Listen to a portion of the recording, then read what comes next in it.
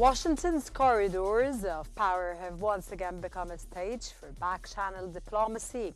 The unannounced visit of Kirill Dmitriev, Putin's special envoy and head of Russia's sovereign wealth fund, has drawn intense global attention. His arrival coincides with a new wave of U.S. sanctions targeting Russia's energy giants, sending a sharp message from Washington while tightening Moscow's economic chokehold. Yet, amidst the rising tension, quiet conversations in closed rooms hint at something else, a tentative test of dialogue, perhaps even a search for an off-ramp. Could this envoy's visit mark the beginning of a thaw, or is it merely another diplomatic mirage in a war defined by hardened positions and lost trust? Welcome to Think Tank.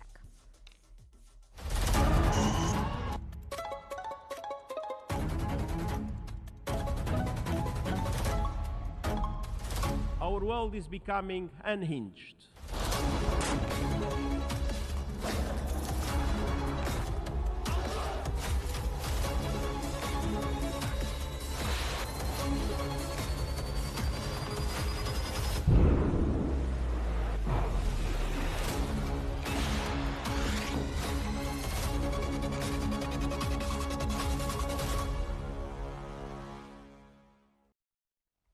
Russian envoy Kirill Dmitriev signaled that Moscow, Washington and Kyiv are nearing a diplomatic breakthrough to end the ongoing war in Ukraine, according to the Economic Times.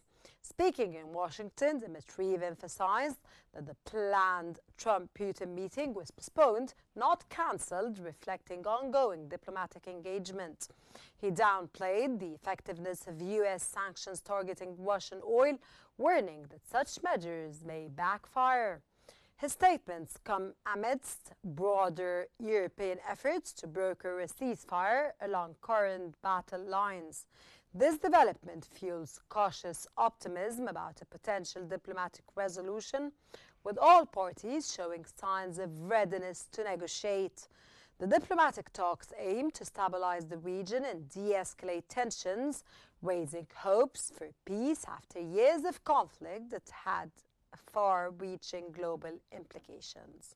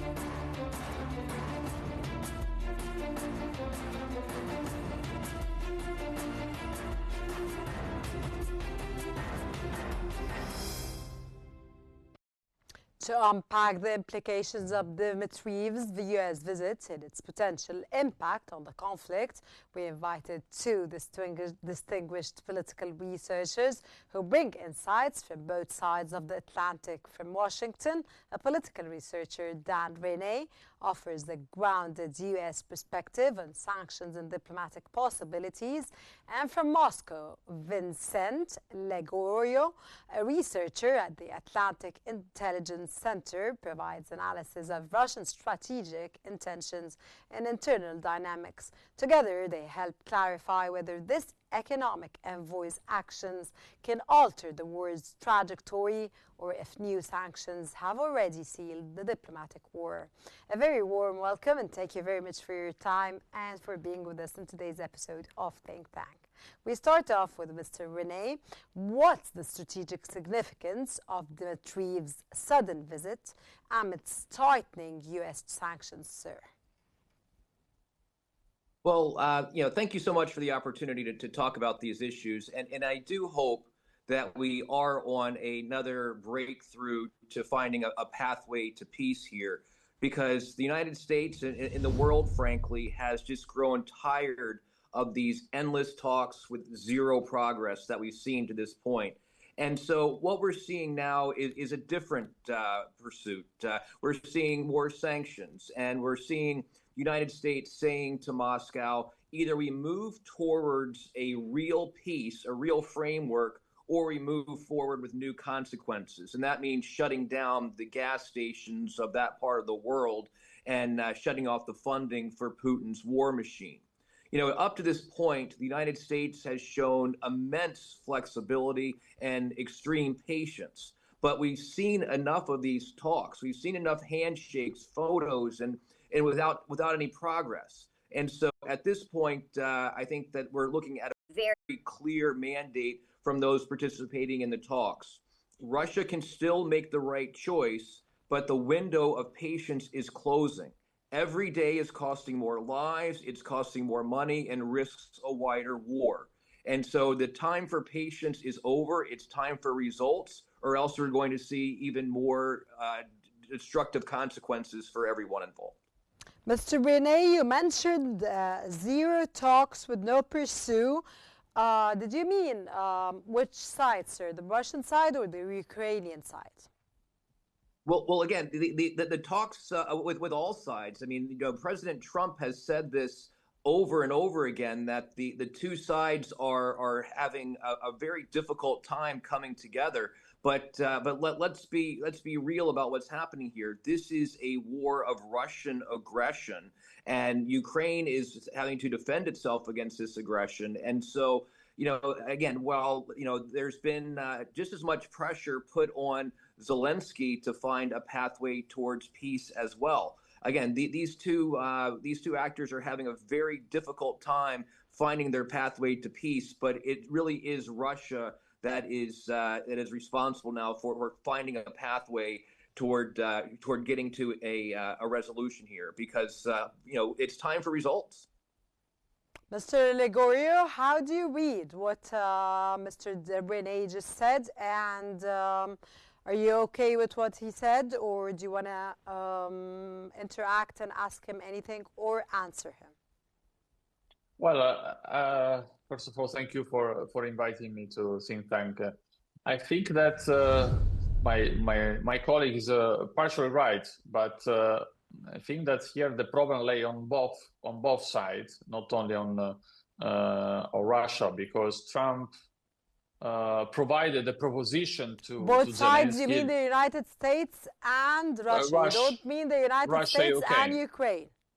I think Russia and Ukraine. You mean Russia and Ukraine, both sides? Okay. Yeah. So you're a fair person, sir. Because I think that the proposition that Putin provided to Trump and Trump turned to Zelensky is very difficult to be accepted by Zelensky, because he's first of all position as a president, the constitutional integrity, and also his political position would be threatened by accepting to give up a good portion of his recognized territory as Ukraine one. On the other side, Putin cannot accept to give up territory that at 90% he's controlling now, and also he puts into constitution. We know that Russian constitution would allow him to give up territory that he's not controlling. So we know that Zaporizhia, for example, and other regions would be, let me say, deleted from the constitutional control. So this won't, let me say, sound very, very bad for Russia and for the internal policy.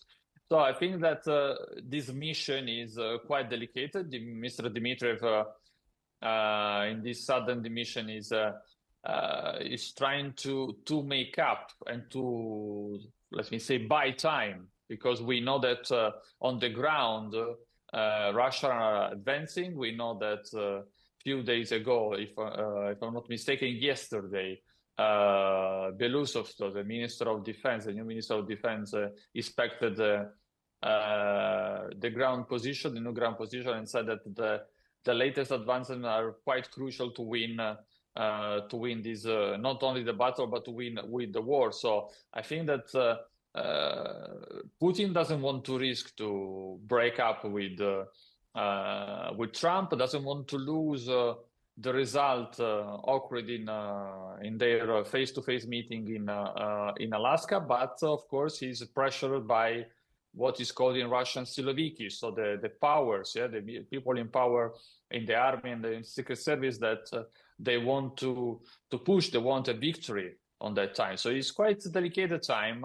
I don't see, let me say, a positive result coming in the next week. So I think that we are going to stretch more and more and more from any side trying to buy time. But we know as analysts that also, and I think my colleague can confirm, Trump is, let me say, losing his patents on that. Mr. Rene, please? Mr. Rene, can you confirm what he said, or you did not listen to him? Well, yeah. I didn't quite hear the confirmation here, but let's be clear here when it comes to what has been hinted at from the Russian envoy is that it might be ready to discuss these battle lines rather than insisting on a total territorial defense here. And, I think that the time for talks is becoming, more and more obsolete. The Kremlin, and Putin have mastered this art of delay. They have mastered this art of distraction. And they're trying to make peace sound like a process versus a decision.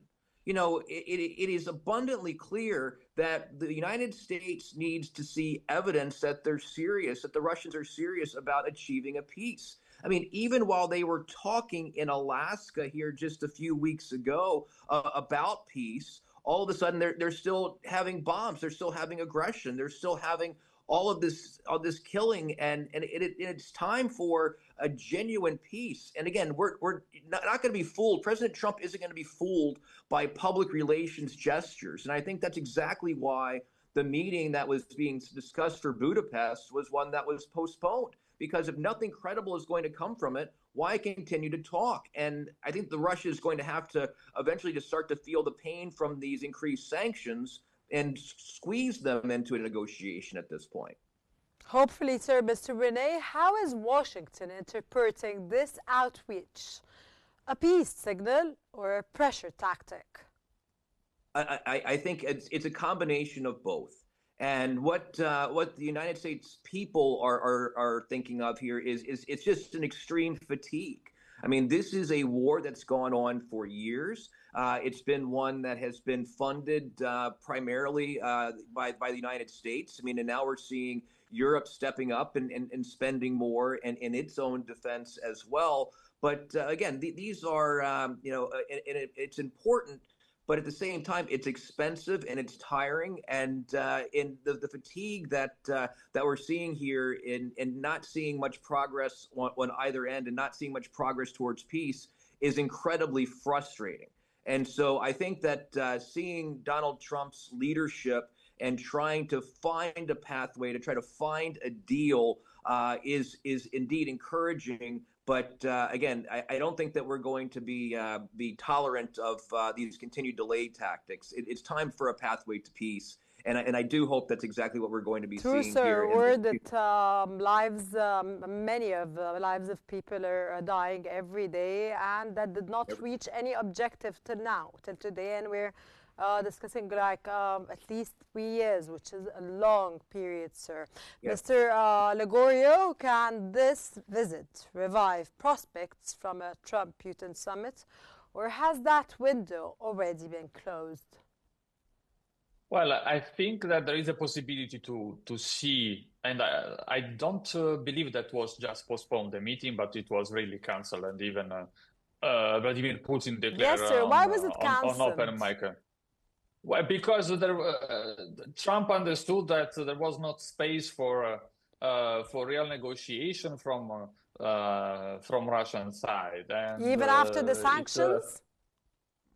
It was even before the sanction that the meeting was cancelled, and then the sanctions were imposed. Now, Mr. Dmitry is trying to not only to buy time, but to buy credibility from the Russian side, and trying to propose something concrete to resume the possibility to have the meeting.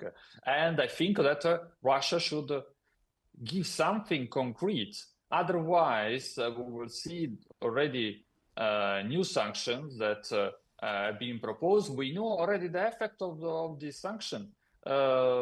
Chinese state oil company already suspended the contract with Russia. So, and I think that this is very difficult for China, because these contracts were very favorable for financial and economically for China. And I believe that the hint that Trump provided a few hours ago, asking China to be involved, was related to that, and to new sanctions that would, let me say, touch not only the oil but also the gas that Russia is providing through direct pipelines to China.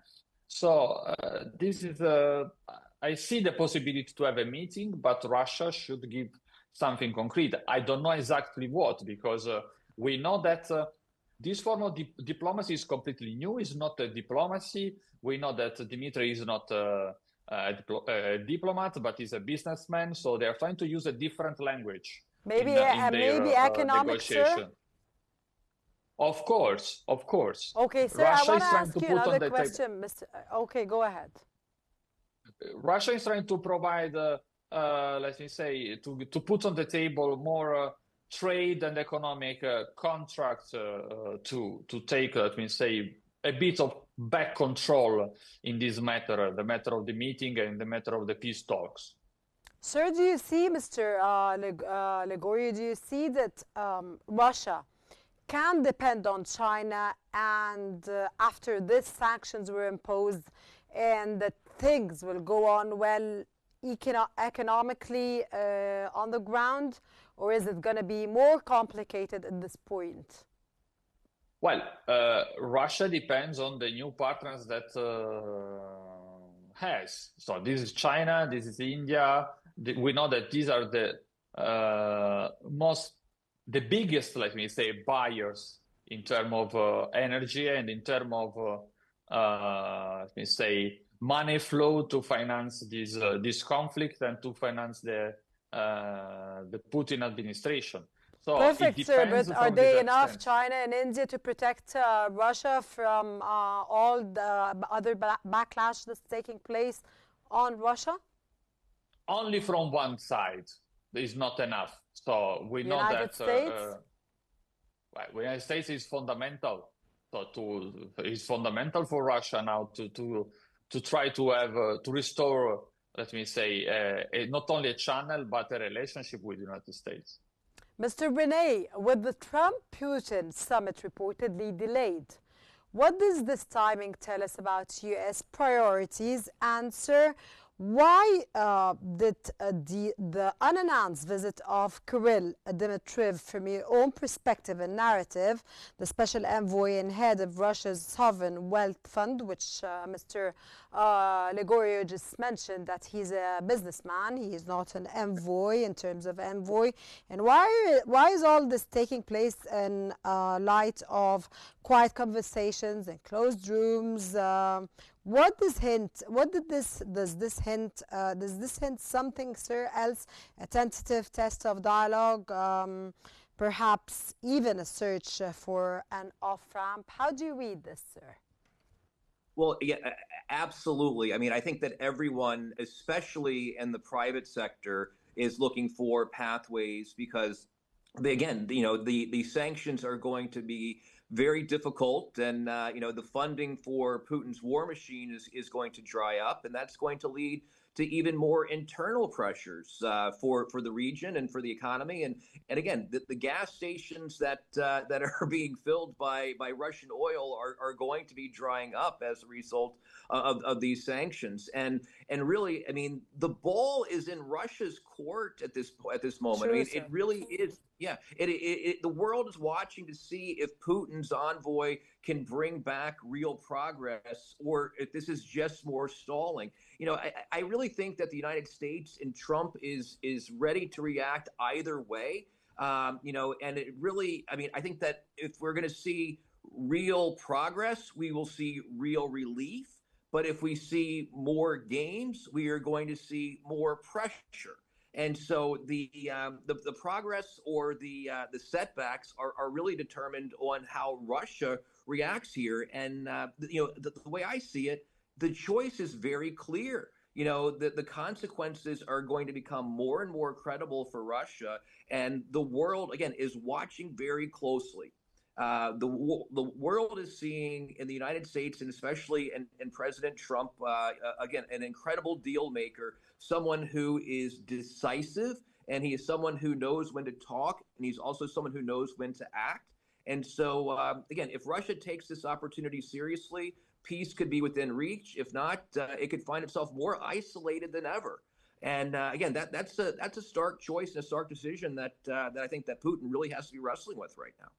Mr. Rene, I don't want to ask Mr. Legorio this question because I know his answer, or I think I know his answer, of course.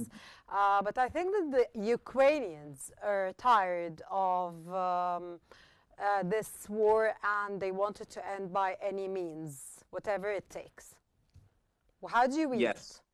Yes. Again, I think that everyone wants peace. If I'm saying here in the United States, a half a world away, saying that we're tired of this situation, I can't imagine how brutal and how impactful this situation has been for both sides.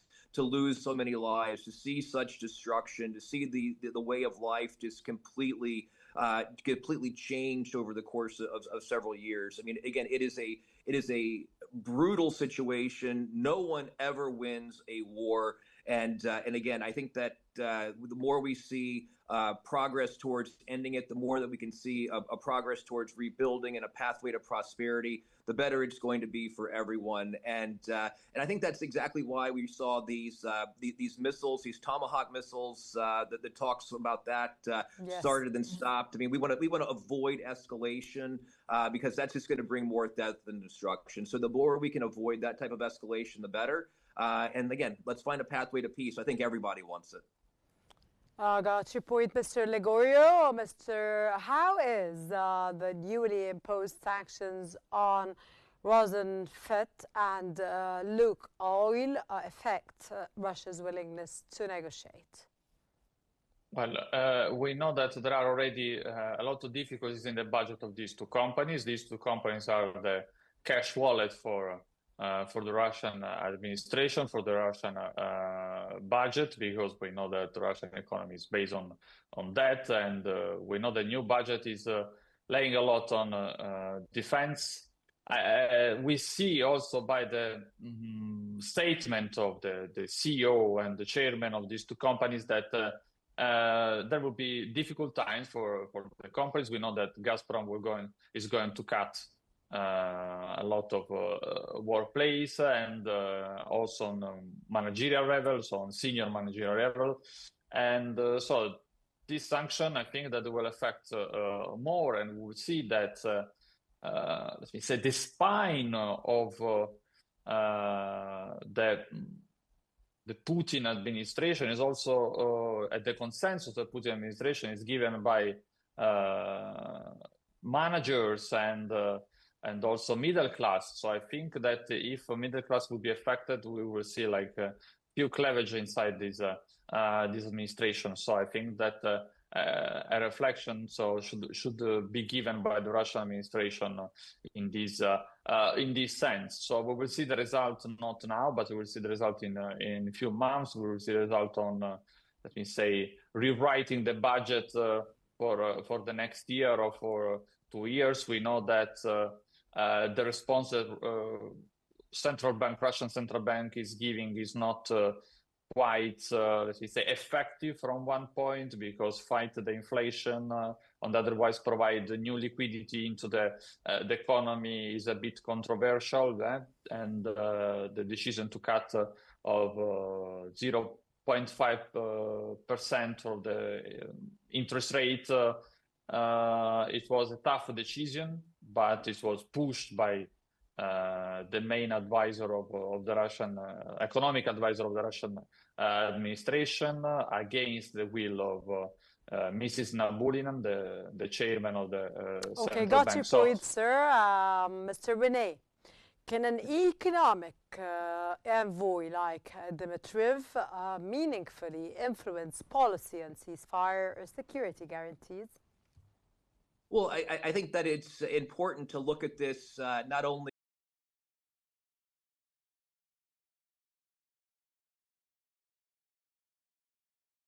to threaten and to destroy, but the economic impacts are certainly going to be what puts pressure on from all sides. I mean, these sanctions that have just now started are going to be crippling. It is going to make a big difference, and again, in the entire world, the way that they see this war, and it's going to hopefully put more pressure internally on Putin and have him decide that this is not only pressure from the rest of the world coming at me, but pressure from inside. Again, the world and Russia can't continue to fund this if they have to deal with these overall sanctions that are going to become increasingly difficult for them to manage and increasingly difficult for the world to manage. So it is going to continue to put that economic pressure on Russia to find a pathway towards peace as well. So again, if we can't find a way to solve this militarily, then there has to be a way to solve it economically, and this is just another path.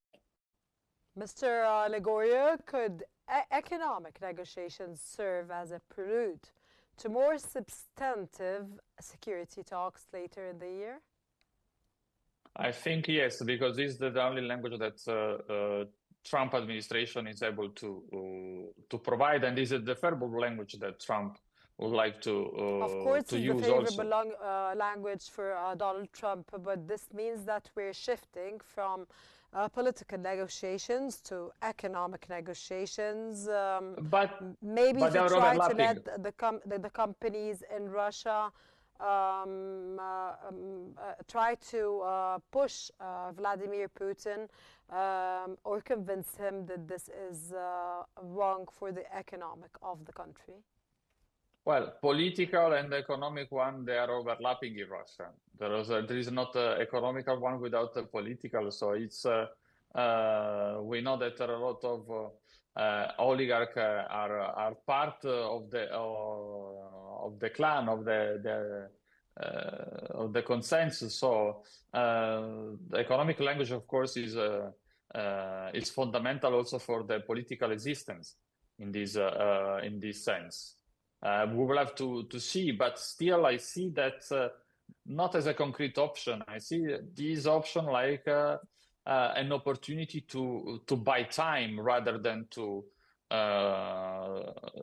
end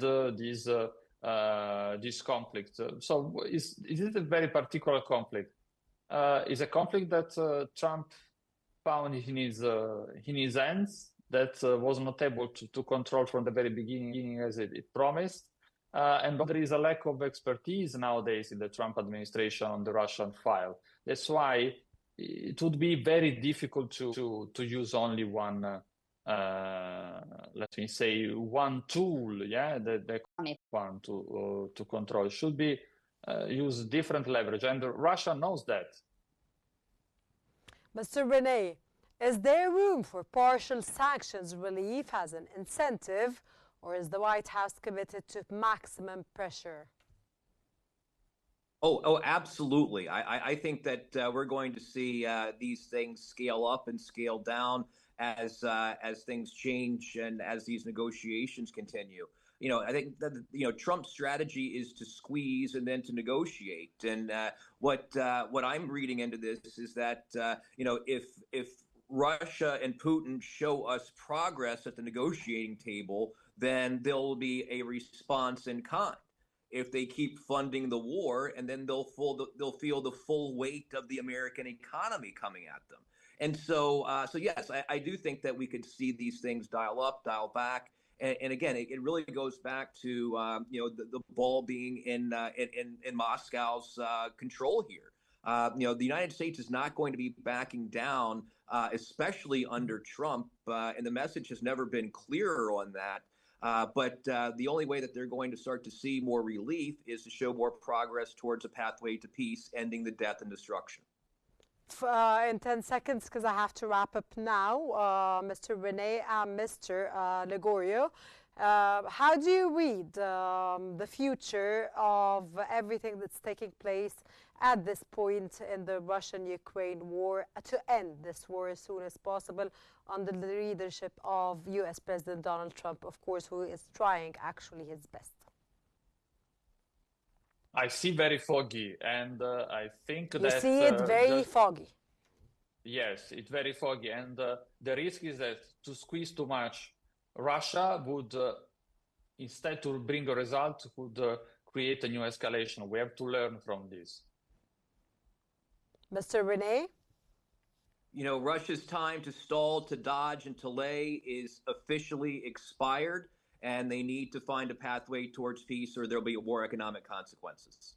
Thank you so much, Dan Rene and Vincent Ligorio, for your invaluable insights and analysis, and for your valuable time, of course, and informative knowledge. I can't thank you enough for joining us in today's episode of Think Tank. It was our utmost pleasure here and all the team.